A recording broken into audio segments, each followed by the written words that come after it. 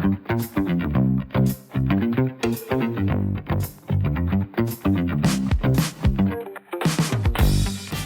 everyone, I'm your host Neha and you're tuned into Durian Dreaming, the show that brings you extraordinary stories from seemingly ordinary experiences in Indonesia's fast-paced market.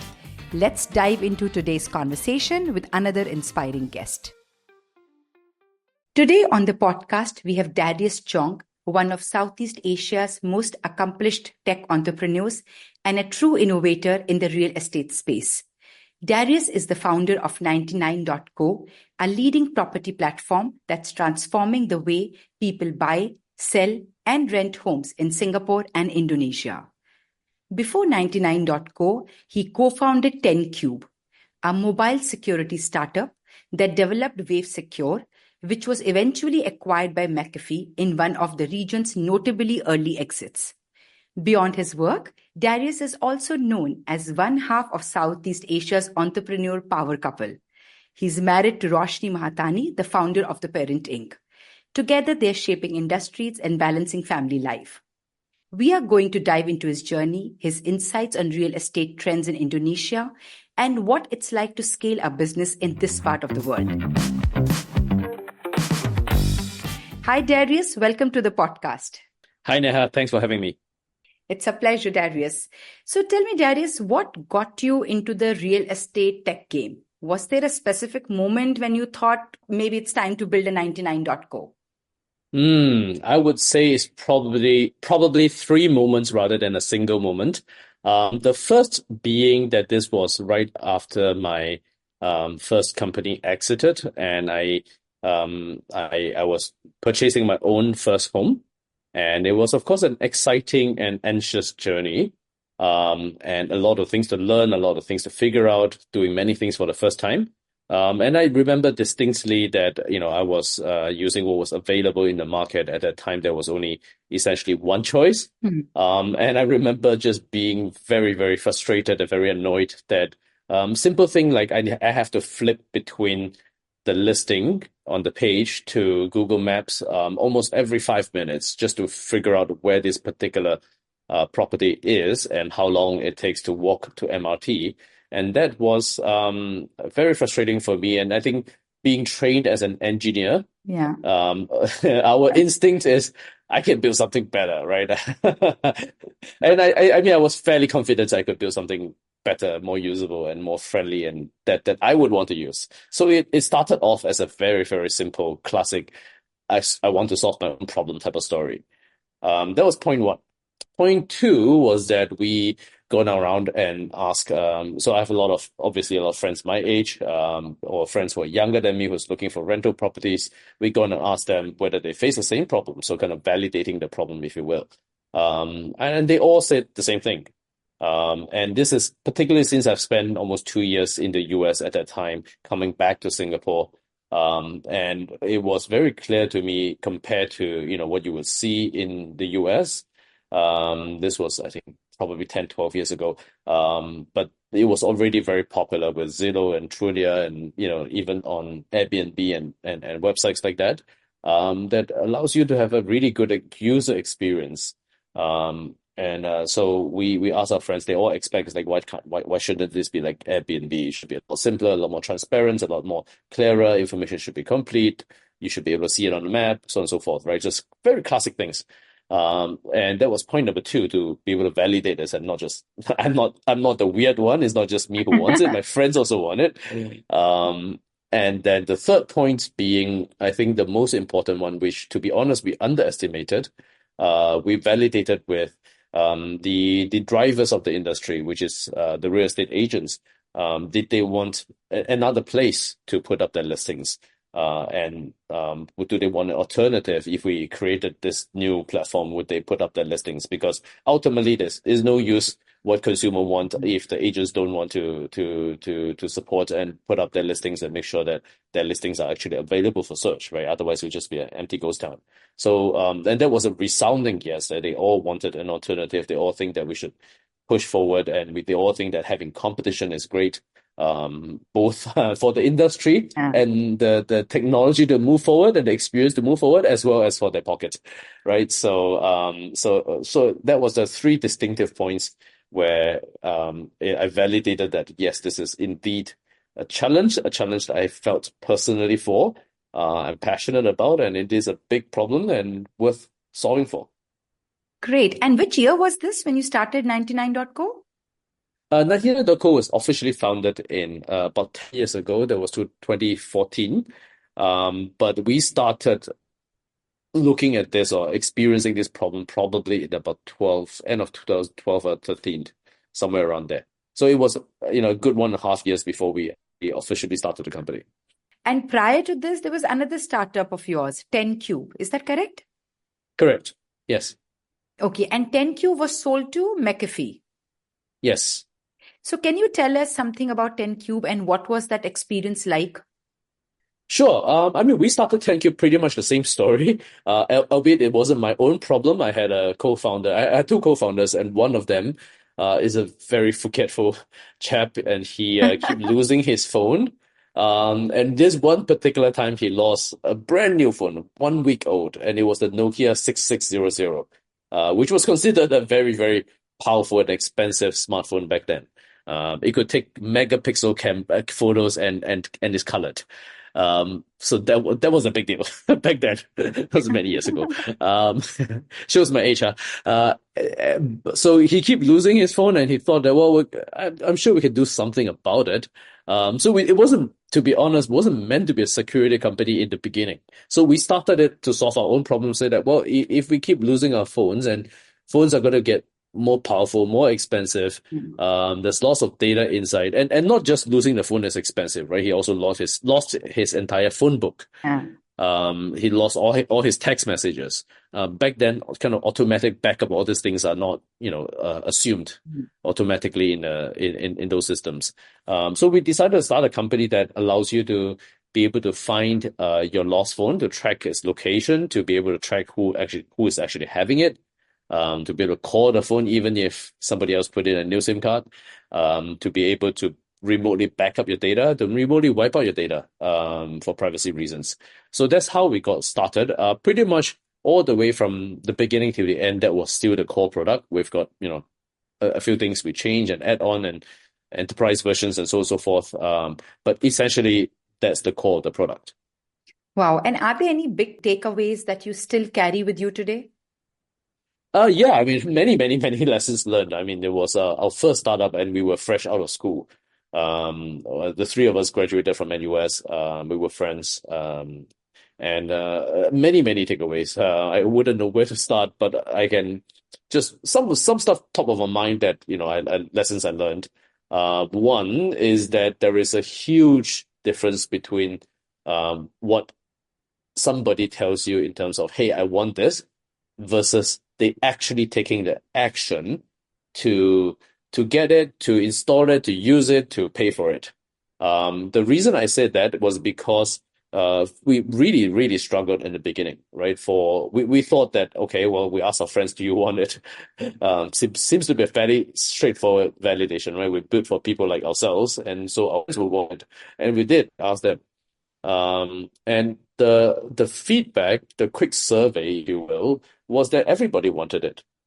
The problem was that we completely underestimated what was necessary to deliver that software, that piece of software. Nowadays we call them app. Back then it was software.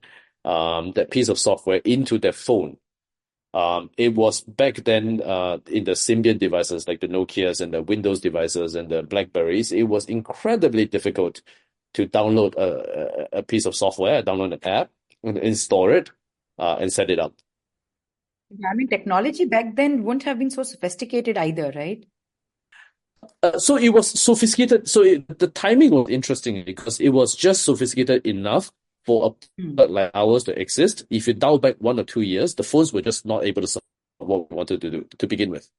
Okay. Now, it was just at a point where it was sophisticated enough for us to build a product like ours. However, all of this delivery mechanism that you have today, such as payment integrations and stuff like that, none of them existed. So in order for somebody to let me illustrate this for you. For somebody to install this application that we created, they had to actually get the file from somewhere. We have to pass them a thumb drive. They have to put the thumb drive into the computer, Wow. download the file, connect a cable or from the phone to the computer, transfer the file, go to the phone, and go through probably a 15-20 click process to find the file and install it, get through a bunch of scary warnings to say that this is a security risk, to even install it to begin with. And this is not even counting what it would take to get people to pay. So we thought in the beginning that this, it would be fairly simple, right? We make a product, we sell a product, we make this product, we put it online, we run some ads, do some marketing, tell people about it, people just download it and pay for it and download it, and use it. But the one of the big lessons learned was that was completely untrue. So we really struggled in the beginning, and we really found our first applications, our first customers to be enterprises, people who had a humongous amount of motivation to do this. So one of our early customers, for example, was a Singapore police force. It turns out that their police officers were using their phones to take pictures of evidence and stuff like that, because they just need to be on the road, right? Like a police in a car accident, they need to be able to capture that data immediately.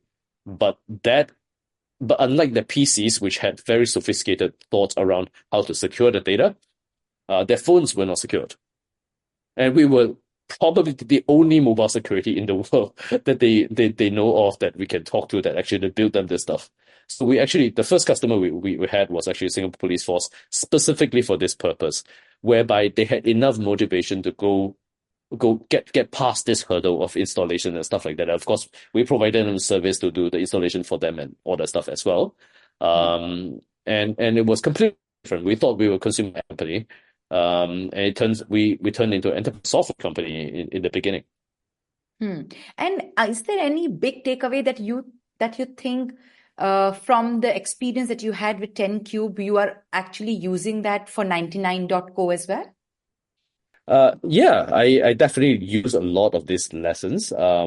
So one of the mistakes, I think, if we were to generalize what I described just now in terms of, being oblivious to how difficult it was to distribute software back then onto phones, if you were to generalize it, it would essentially be carelessness in terms of thinking about the step-by-step.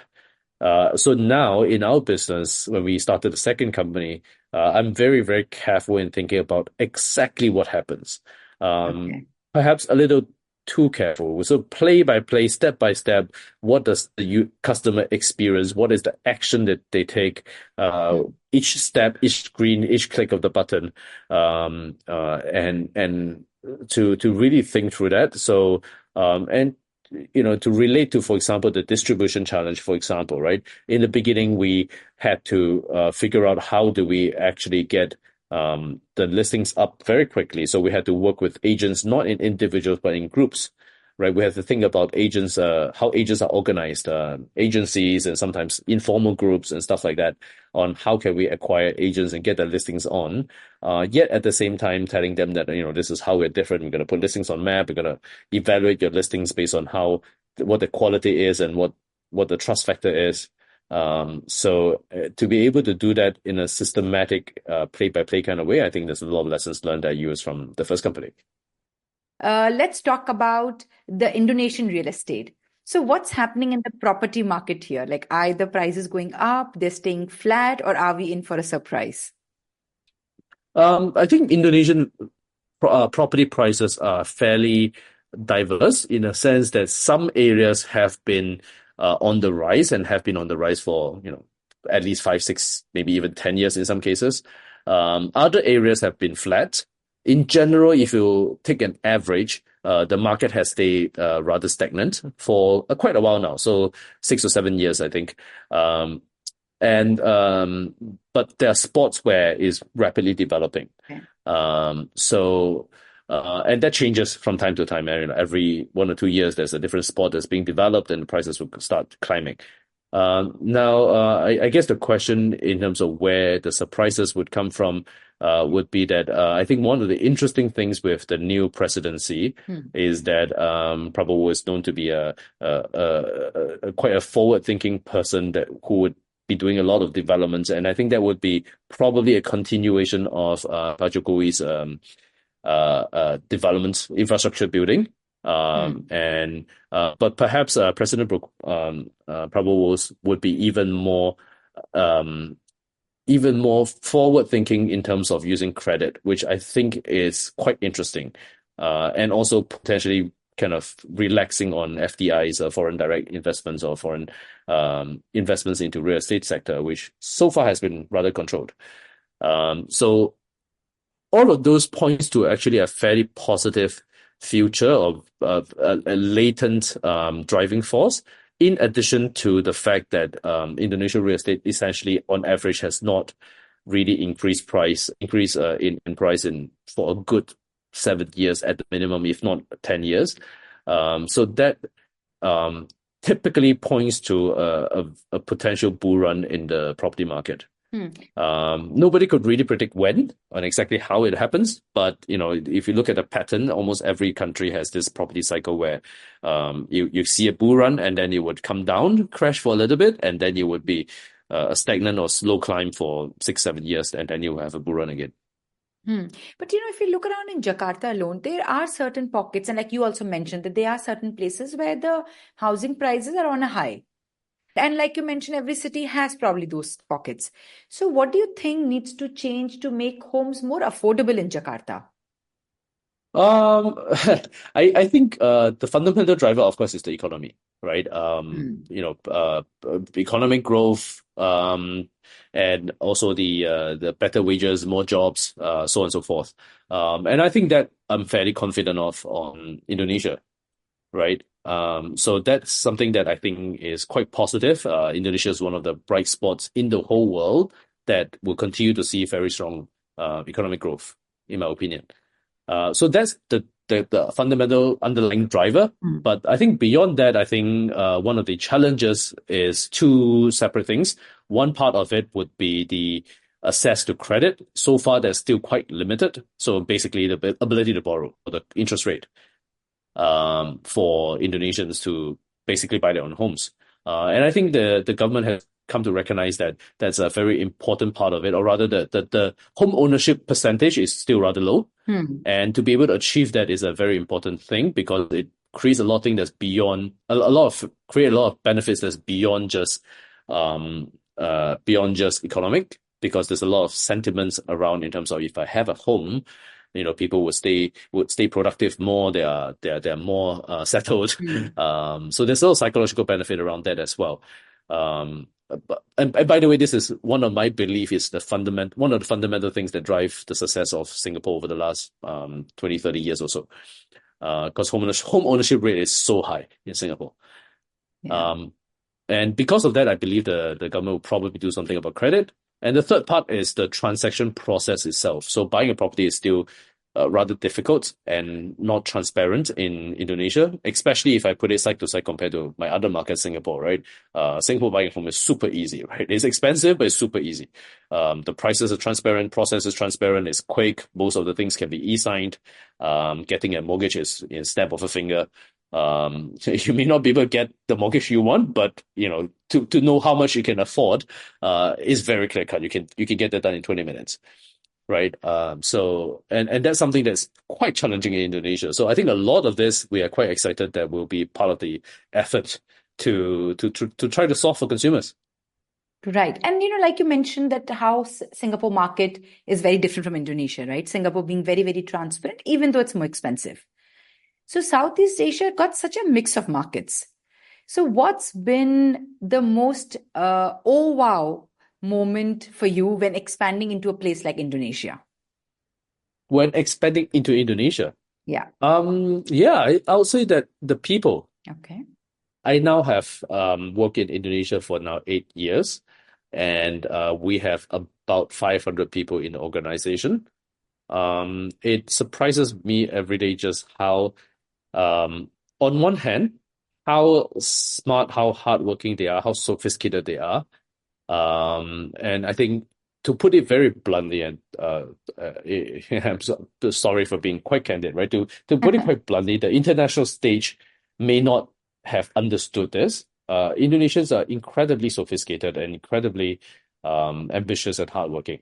But on the other hand, what usually happens is that I think a foreign, like me, including the early years that I am in Indonesia, fail to understand that the motivation of the people is not the same as the rest of the world, especially the Western world, including, and I consider Singapore a Western country, right? In Southeast Asia, relatively speaking, Singapore somewhat behaves like a Western country. So the values are very different. I think people here is not, to put it bluntly, not motivated entirely by money. Even money is a means to an end to give a better life to the family, to give stability, and so on and so forth. So it's not transactional. People care a lot about, are we doing good? Are we doing it together? Are we benefit our neighbors? Are we would my parents be proud of me?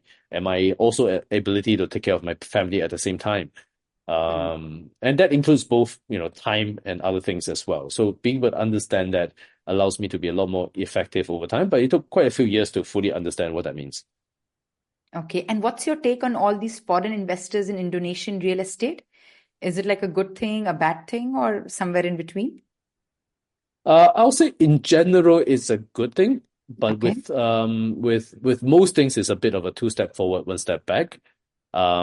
Certainly there are investors who may not understand the market and what is the patience and persistence that's needed, as well as the sensitivity to the local culture. So it does happen that, for example, foreign investment can sometimes come in with a lot of hope, a lot of positivity, a lot of ambition, only to be abandoned. And that's not necessarily good for the economy or good for the neighborhood at the minimum, right? Like you've got half-built buildings that are abandoned. So sometimes that does happen. But however, the net positive is more than the net negative. I think you see that a lot more in maybe in the core Java Islands, in Sumatra Islands, you still haven't seen it as much.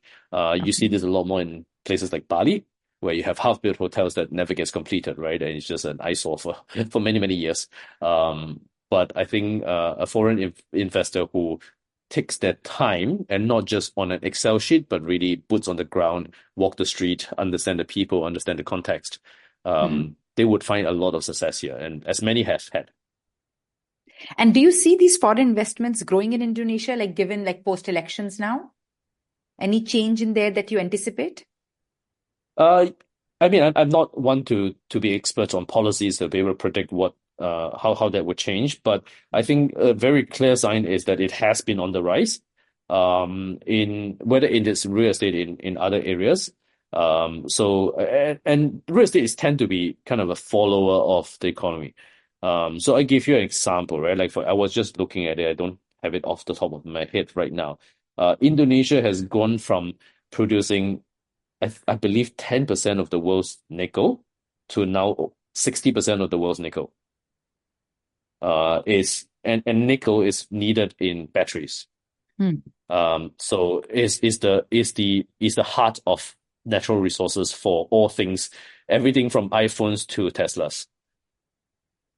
You can't make those things without nickel, and Indonesia essentially hosts the heart of the pulse, right? So like that is, for example, right? I think many people don't understand or underestimate what that means for the Indonesian economy. And there was a very specific strategy that Pak Jokowi has put in place, and including the people before him who has laid the groundwork. And we see that continuing with I see that continuing with President Prabowo moving forward as well. And I think that is brilliant. And what that translates into real estate is that this is built with specific programs that brought in foreign investment, particularly Chinese investors, who brought in their capital as well as their capabilities, their equipment to build refineries around nickel or processing plants. I don't know what they're called. So and that created jobs, and that that jobs created the need for residential area around that, for retail, for hospitality, for many, many things around those areas. And the distribution chains essentially continue to create a rippling effect in other real estate needs. So from that perspective, real estate tend to be a lagging indicator more than a leading indicator. So in general, back to your question, we think that the foreign direct investment, whether it is directly into real estate or indirectly into industries, will continue to be a very positive thing for Indonesia. Okay, and we see a lot of tech changes also in real estate. So how do you see tech shaking up the real estate game? I mean, do you think that the platforms like 99.co are just the start of some bigger changes ahead? Yeah, certainly. The good and the bad of it is that the good of it is that we essentially we are still quite far behind as a country from a development stage standpoint. So to give you some examples, right? In many parts of the world, whether it's Singapore, Australia, or UK, or US, you can pretty much pull up transaction data to know exactly that this guy's house sold for how much and when. And that gives you a lot of transparency in terms of how to price, and that helps, for example, both the seller and buyer to come together and say that this is the fair price. Because as of today, you have sellers with completely unrealistic expectations and buyers with completely unrealistic expectations, and thus they don't meet, right? So transactions don't happen because sellers think that it's worth a lot more than actually it should be, and buyers think that is worth a lot less than it actually should be, and nobody gets what they want. But this is just an example of what is a problem that has been solved somewhere else. And that essentially is something that we would be participating in creating and helping solve that problem. So that's the positive. The bad side of it is that there's just a lot to be done, and it takes time. So I wish everything is faster, but so right now, for example, nobody has a complete picture, right? It's not like the government already has this data and they can just release it if they choose to. The reality is nobody has a comprehensive set of digitized data. So the basic pipeline work, 101 pipeline work of laying the groundwork to make sure that this data actually exists and is stored and categorized and cleaned properly, and thus can be used by the appropriate people in the appropriate setting, is quite a challenge. And do you see this challenge or this problem a lot more in Indonesia versus other markets? I'll say probably true in all developing markets. I mean, I've looked at the market in Vietnam, in Thailand, in Philippines, all similar stages. So I would say that it's common amongst developing markets. But I think Indonesia, given is how vast it is, and also the way that the government is organized in terms of there are many local governments and many things sits with local governments as well, makes it particularly challenging to execute here. Not for the will of it. I think you've seen that actually the government has moved quite fast and done a lot with a lot of things that are possibly higher priority than real estate transaction price transparency. I mean, they have many big fish to fry, right? So, but they have moved quite fast on that. Whether it is the food program to be able to benefit children in school, because malnutrition is a much higher order problem to solve first, amongst other things, right? I think those so Indonesia is no different than other states, but perhaps much more challenging to solve compared to a smaller country, or one where the government is much more centralized, if you will. That said, it's kind of like a sleeping giant, right? Like I think as Indonesia takes steps forward to solve this kind of things and move forward, it would be an unstoppable force in the world. So tell me, given that like you mentioned, Indonesia is so big and it has its own challenges, the government is perhaps not so centralized, it's not so transparent.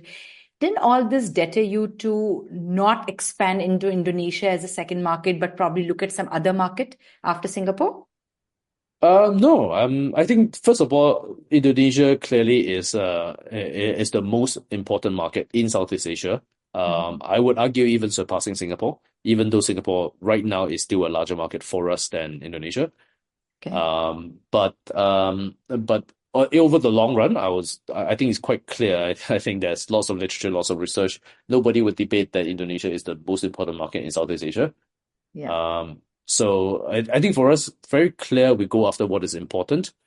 Hmm. And yes, there are challenges, but I think it's better to go after what is important, deal with the challenges than to shy away from it. And to be honest, I think if you look at the rest of the markets, different challenges, maybe a little easier, but not by that much.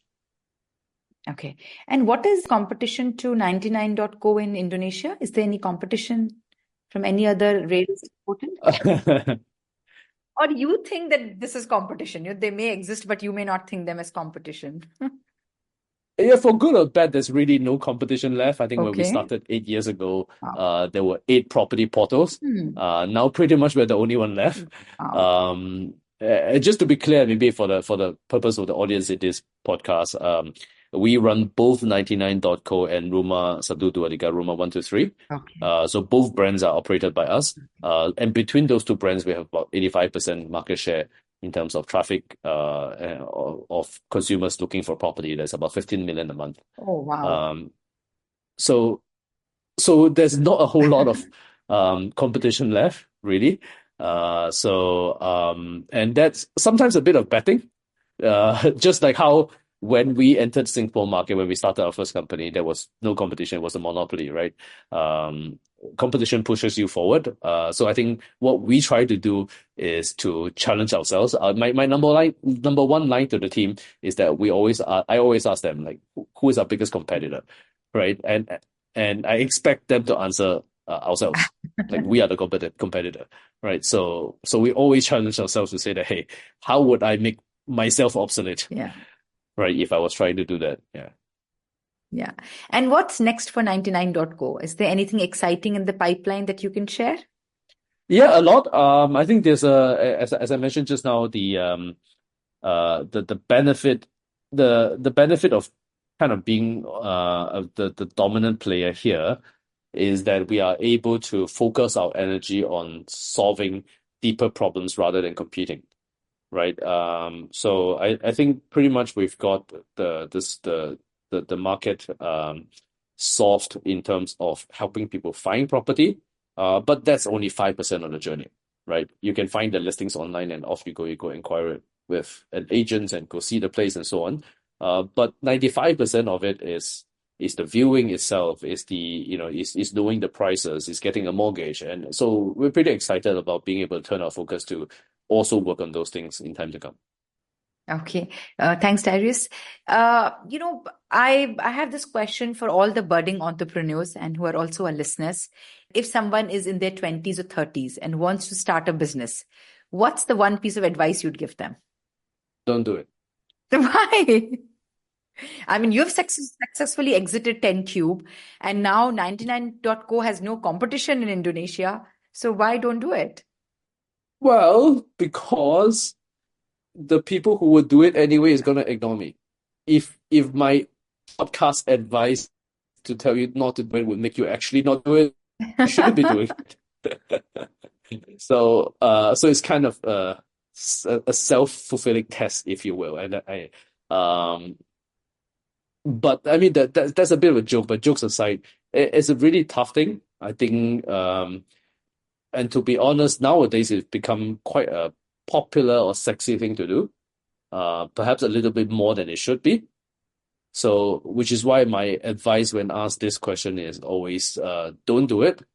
And the people who really are dying to do it would do it anyway and ignore me. So, if you're so easily swayed, then don't do it. All right. Darius, you and your wife Roshni are known as Southeast Asia's power couple. I didn't know that. Yeah. First time I'm hearing it. Okay. And Roshni also runs a very big business under Parent Inc., right? How do you guys juggle work, family, and you have a daughter too. So how do you all manage and balance life and work? Yeah, I mean, cliche as it might be, first thing first is that we try to not think of it as balance as much as integration. Now, what that translates into is that our daughter is there when we have board meetings or when we are going on ground to do markets. She will go to a retail store and look at what baby products there are, and I will go to some real estate exhibition or some development area, and she will come with us. And we'll be negotiating on things, and she'll be listening in, and so she's so the positive thing is that she's become rather business savvy in a sense. So that's how we make it possible, because if we were to try to do what I think traditionally is perceived as the way to work, whereby we keep work is work and family is family, and family time is no work, then that would not be possible for us. I think that's point one. I think point two would be that we try to be very conscious about how to organize our life, including putting the infrastructure in place. So, for example, we have our infrastructure, whether it is our helper or tutors or so on and so forth. And we are not. I think maybe one advice I would have for kind of entrepreneur parents or entrepreneurs who are thinking about being parents is that the number one thing to solve is don't feel guilty. There are a lot of things that, as a CEO, right? I think we are very used to delegation, right? Somebody else is better at the job, let them do the job. So we found that tutors are much better at teaching our kid on her studies and on an exam, and we essentially have a full-time tutor coming in on weekends to do that. And that allows us to focus on our strength, whereby when we spend time with our kid is very purpose-driven, is very focused. We're not distracted, and we're able to talk to her about life, about our work, about what she wants. That actually is not distracted by the need to also do homework with her, which is a whole different activity altogether. That's a very valuable advice. Not only the entrepreneurial couples, but even working moms, who are in the jobs and all, also are mostly guilt-ridden that they're not able to give as much time to their kids. And you very nicely and beautifully summed up that there should be no guilt. There should be no guilt. Yeah, absolutely. Somebody else is better at the job, let them do the job. Yeah, I mean, delegation is the key here, to be able to find someone and you can delegate it and not be ridden by guilt. Thank you so much for joining us and sharing an incredible journey from building 99.co and reshaping the real estate game. Darius, it's been a pleasure to have you with us, and you share your insights on affordable housing, tech innovation, and balancing work with family. We wish you and 99.co continued success in shaping the future of real estate. Thanks once again, Darius. Thank you, and thank you for having me. And that's a wrap for this episode of Durian Dreaming. I hope today's discussion sparked some new ideas for you. Don't forget to subscribe, share your thoughts, and stay tuned for more exciting stories. Until next time, keep dreaming big.